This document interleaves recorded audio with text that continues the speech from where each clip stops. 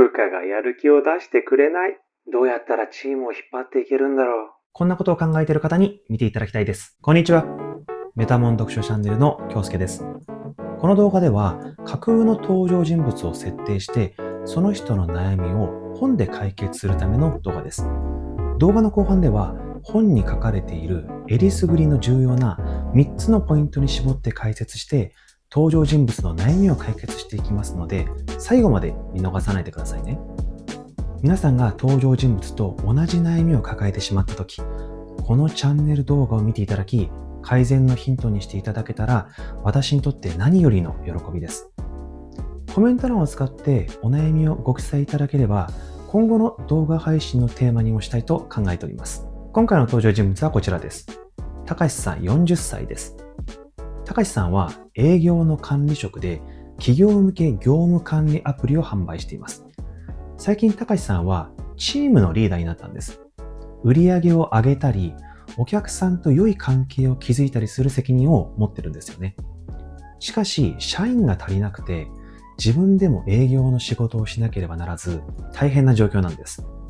特に、新人のつとむさんがあまりやる気を見せず、成績が良くないのが悩みなんですよね。部下は年下の人たちばかりで、モチベーションを上げるのが難しく、厳しく指導するとパワハラに見られることを心配しています。このため、部下の成長やチームの成果がなかなか上がらない状態なんです。たかしさんは責任感が強く、自分で仕事を全部こなそうとするんですが、そのせいで自分にかかる負担が増えてしまっているんです。家庭には理解があるものの、仕事のストレスが家庭にも影響し、リフレッシュする時間が足りてない状態なんです。仕事が中心で趣味や自分の時間が減っており、仕事とプライベートのバランスに困ってるんです。そこで今回のたかしさんの目的を、仕事とプライベートのバランスを改善したいに設定しました。もし今リーダーの立場にある方、あるいは今後リーダーを任されるかもしれない方は、ぜひたかしさんの視点になって一緒に考えてみてくださいね。リーダーの仕事なんて自分には関係ないと思っている方も、リーダーは普段どんなことを考えてるんだろうという視点で見てみると、アルバイトの店長さんやパートの主任さんと話す際にきっと参考になるはずです。この後動画の後半では、この本の内容からえりすぐりの3つのポイントを説明して、この目的を叶えていきたいと思いますので、最後まで見逃さないでくださいね。共感できた方は、いいねボタンを押してもらえると嬉しいです。今回は伊庭正義さんのできるリーダーはこれしかやらないという本を紹介いたします。リクルートグループで営業としてスタートした伊庭さん、実はもともと人見知りな性格だったんです。でもなんと4万回を超える訪問活動を通じてその性格を克服されたそうです。すごいですよね。ただ伊庭さんはリーダーになることは避けていたそうです。でもある時、リーダーに抜擢されてからはその才能が一気に開花し、今では自ら会社を立ち上げ、営業リーダーのパフォーマンスを飛躍的に上げるための手法を教えてるんです。実は私も伊庭さんのオンライン学習の動画を偶然見たのがきっかけで、この本を手に取ったんです。その内容が本当に理にかなっていたので、すぐにこれは皆さんとも共有したいと思ったんですよ。リーダーシップとは、自分がどれだけできるかではなく、いかに部下に仕事を任せて育てるかが大切なんです。この本で特に強調されているのが、任せる覚悟です。例えば、自分でやった方が早いと思うことありますよね。しかし、それだと部下は成長しませんし、結果的にチーム全体の成果も小さくなってしまいます。特に、新人、中堅、ベテランでは教え方が違うことがポイントです。新人にはまず丁寧に教えてあげて、不安を取り除くように具体的な指示を出すことが重要です。彼らはまだ経験が少ないので、まずは基本をしっかりと教え、安心感を与えることが求められるんですよね。一方で中堅社員には少し踏み込んだ指導が必要です。彼らはある程度経験がありますが、まだ成長の余地があるため、答えを教えるのではなく、質問を通じて自分で考えさせるコーチングというやり方が効果的なんです。自分で答えを見つけることで、さらに成長できるような環境を作ってあげるのがリーダーの役割です。最後にベテランです。リーダーが年上のベテランに指導するのは正直とても難しいんですよね。相手のプライドや豊富な経験を尊重しながらどうサポートするかが鍵です。そんなベテランにはしっかりとリーダーの判断軸を示しつつも自由に任せる姿勢が必要です。彼らは経験が豊富で細かい指示よりも大きな方向性を示すことで自ら最善の判断をする力を発揮します。これによりベテランは自分の力を最大限に発揮し、結果的にチーム全体の成長にもつながるんですよね。特に印象的だった部分は、部下の主体性を引き出す鍵は自己決定感にあるというところです。これは自分自身で考えて決めたという感覚です。この感覚を持つことが主体性を保つために非常に重要なんです。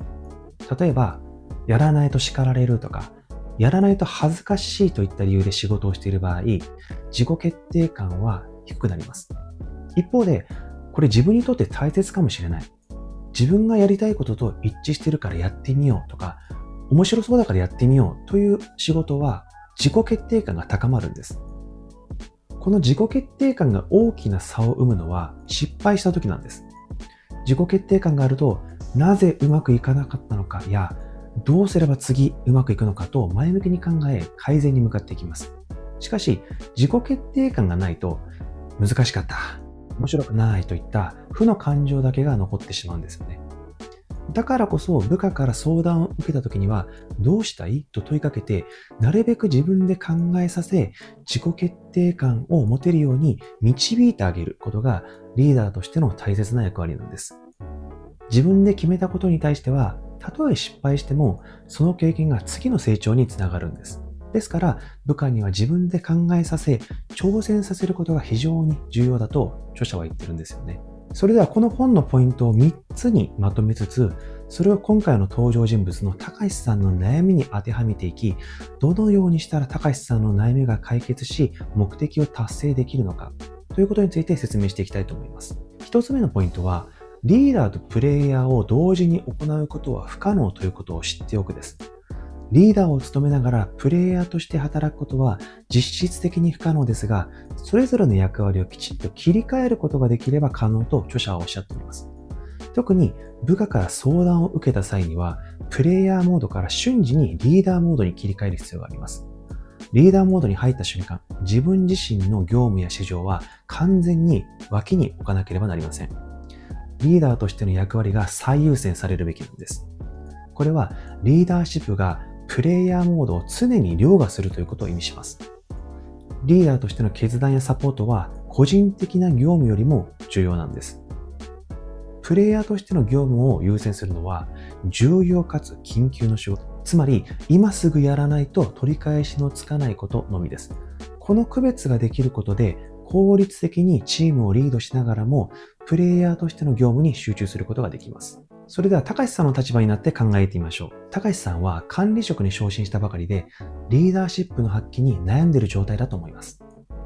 特に人手不足の中でプレイヤーとしての仕事もこなしつつ部下に仕事を任せたいけれど思うように動かないというジレンマがあるのではないでしょうか。まず一番重要なポイントはリーダーとプレイヤーを同時にこなすことは不可能ということを理解することです。高橋さんの悩みは新人の務さんのようにやる気が見えない部下への対応なんですよね。この時プレイヤーとしての自分の仕事を進めながらも部下からの相談があれば瞬時にリーダーモードに切り替える必要があります。つまりリーダーとして部下の成長やモチベーションを最優先に考え自分の業務は一時的に横に置くべきなんです。リーダーとしての役割がプレイヤーとしての役割よりも重要であると理解すれば務さんに寄り添うことの大切さも自然と見えてきますよね。さらに務さんがプレイヤーとして成長すれば高橋さんが現在抱えているプレイヤーとしての業務も少しずつ彼に任せられるようになり高橋さん自身の負荷も減っていくはずです。2つ目のポイントは仕事の目的をしっかりと伝えるです。部下のやる気を高めるためにはただ目標を数字で示すだけでは不十分です。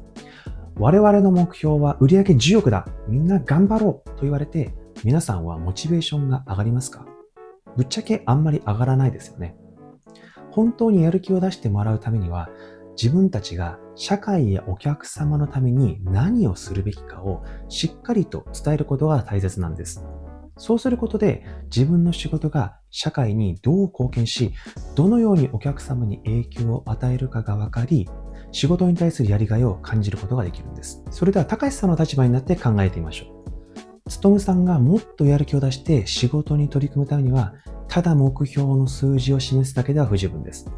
大切なのは、この業務管理アプリが社会やお客様にどのように役に立っているかを高橋さんがつとむさんにしっかりと説明してあげることが大切です。つとむさんが担当しているアプリは企業の業務を効率化し、たくさんの会社の仕事をスムーズに進める手助けをしています。これにより企業はもっと効率的に働けるようになり、その結果、働く人たちの時間や労力を節約することができます。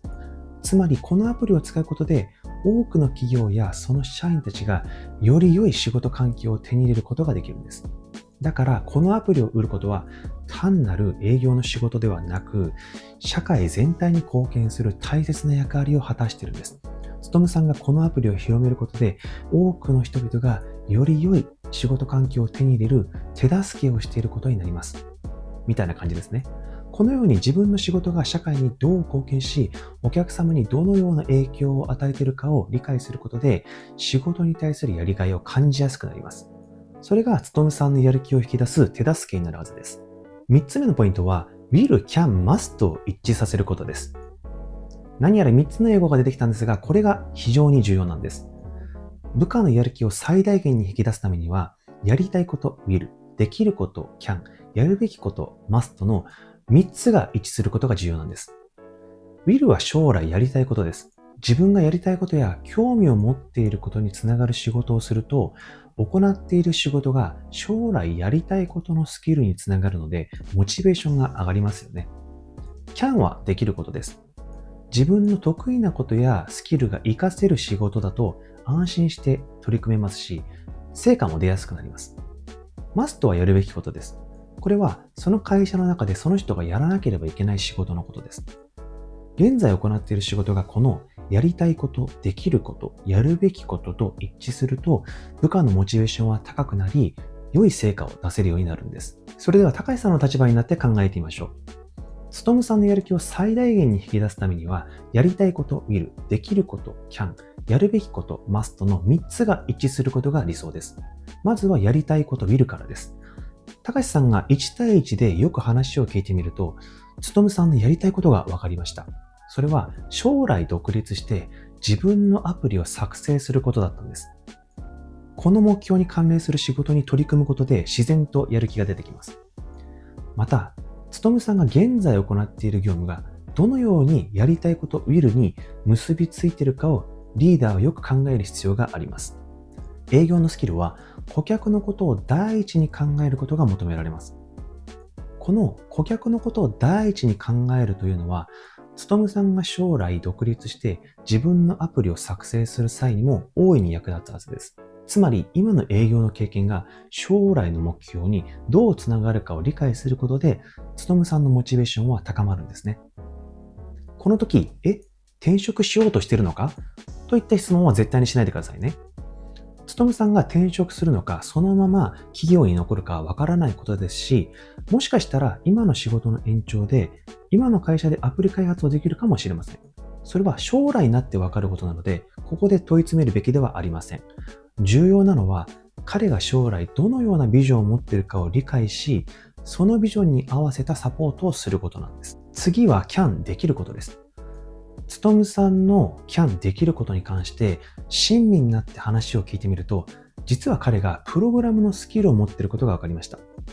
リーダーはこのプログラムスキルを営業の仕事に活かす方法を考えることが重要です。例えば、つとむさんが持っているプログラムスキルを使って業務管理アプリの機能や使い方について詳しく説明することができます。具体的には、お客様からの専門的な質問やアプリの細かい操作性、ヘルプに関する要求にも柔軟に対応することが可能です。これにより、お客様との信頼関係を築きやすくなり、良いサポートができるはずです。最後に must やるべきことです。つとむさんの現在の仕事は、企業向け業務管理アプリのツールをお客様に説明し、良ければ契約してもらうことです。まずはこの仕事が can できることや will やりたいことにどう結びついているかに気づくことが重要です。例えば can についてはプログラムのスキルを活かしてお客様に詳細な説明ができますよね。そして will については顧客の声を直接聞くことで将来独立した際にどのように顧客のニーズを理解するかを学ぶヒアリングスキルの向上にもつながります。このようにやりたいこと will、できること can、やるべきこと must の3つが一致することで、勤さんの仕事に対するモチベーションが向上し、自然とやる気が引き出されるはずです。それでは最後にまとめとして、高橋さんの悩みをどのように解決していけるかを振り返っていきましょう。1つ目は、リーダーとプレイヤーを同時にこなすことは不可能ということです。高橋さんは管理職に昇進したばかりで、リーダーシップの発揮に悩んでいます。特に人手不足の中で自分のプレイヤーとしての仕事をこなしながら部下に仕事を任せるジレンマがあります。リーダーとして部下の成長やモチベーションを最優先に考え、リーダーモードに切り替えることが重要です。勤さんのような部下に対しても寄り添い、サポートすることでチーム全体の成長が促進され、高橋さん自身の負荷も軽減されるでしょう。二つ目は、仕事の目的をしっかりと伝えるです。勤さんがもっとやる気を出して仕事に取り組むためには、ただ目標の数字を示すだけでは不十分です。企業向け業務管理アプリが社会やお客様にどのように役に立っているかを理解することが重要です。このアプリが企業の業務を効率化し、多くの企業やその社員たちがより良い仕事環境を手に入れる手助けをしていることを伝えることで、勤さんは仕事に対するやりがいを感じやすくなります。3つ目は will, can, must を一致させることです。やる気を最大限に引き出すためには、やりたいこと will、できること can、やるべきこと must の3つが一致することが理想です。高橋さんが1対1でよく話を聞いてみると、勤さんのやりたいことは将来独立して自分のアプリを作成することでしたよね。この目標に関連する仕事に取り組むことで自然とやる気が出てきます。また、can である勤さんのスキルがやりたいこと will にどう結びついているかをリーダーはよく考える必要があります。そして、やるべきこと must として今の仕事にどれだけ集中し成果を出す必要があるかを明確にしながらも、勤さんの will と can を活かす仕事を任せていくことが重要です。リーダーとしては勤さんが must を遂行する中で自分の will を感じながら成長できるよう適切なサポートを行うことが求められます。このように部下の will, can, must をうまく一致させることで部下のやる気を引き出し、チーム全体の成果を上げることができるのです。高橋さん、リーダーの仕事頑張ってください。はい、メタモン読書チャンネルいかがでしたでしょうか。もし今リーダーの立場にある方、あるいは今後リーダーを任されるかもしれない方は、リーダーの考え方に新しい学びがあったのではないでしょうか。また、リーダーの仕事なんで自分には関係ないと思っている方は、理想的なリーダーはこういうことを考えているのかとか、今のリーダーはどうだろうなと考える材料になったのではないでしょうか。この他にも様々な登場人物の悩みを本で解決した動画を配信しております。皆さんが登場人物と同じ悩みを抱えたとき、このチャンネルの動画がきっかけで解決のヒントにしてもらえるのが何よりの喜びです。ぜひチャンネル登録をしていただいて、いつでも見られるようにしていただけるとお役に立てると思います。それではまた会いましょう。